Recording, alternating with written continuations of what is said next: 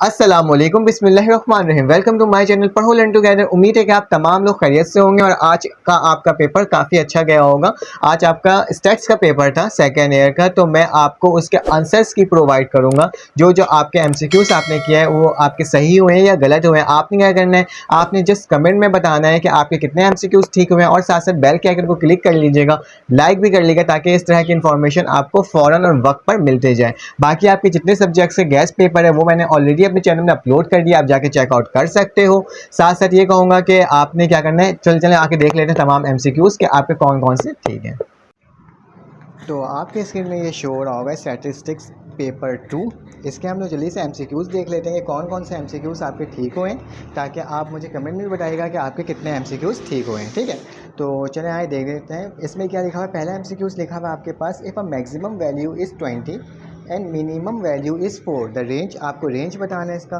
तो इसका रेंज क्या होगा, इसका पॉजिटिव 16 होगा, क्योंकि 4 आपने क्या करना होगा, आपने 20 में से 4 को माइनस कर देना होगा मैक्सिमम वैल्यू को मिनिमम वैल्यू से।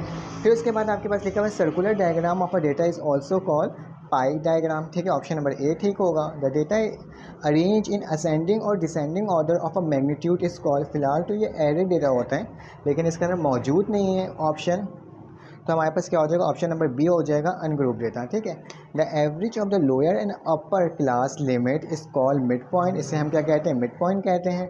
उसके बाद आपके पास आ गया in percentage the frequency distribution, the total of the percentage frequency is always 100%। हमारे पास क्या होगा, 100% होगा।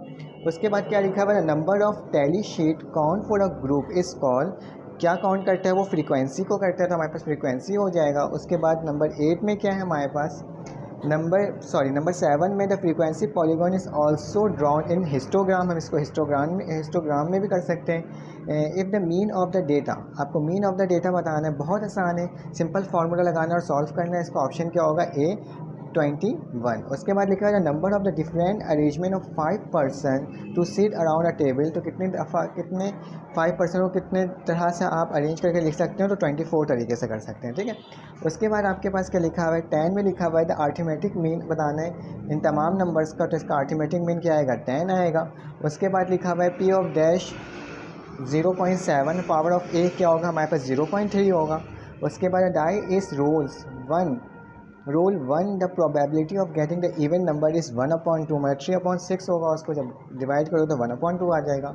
If A and B are two mutually exclusive even, तो power of A intersection B is equal to, तो हमारे पास क्या आएगा, इसका ऑप्शन 0 होगा। ठीक है, लिखा हुआ है एन फैक्टोरियल अपॉन n-1 का फैक्टोरियल होल फैक्टोरियल हमारे पास किसके बराबर होता है, n के बराबर होता है। ठीक है, द प्राइस रिलेटिव इस percentage ratio current air price इस, तो इसमें हमारे पास क्या आ जाएगा, बेस एयर आ जाएगा पहला वाला। ठीक है, बेस एयर प्राइस।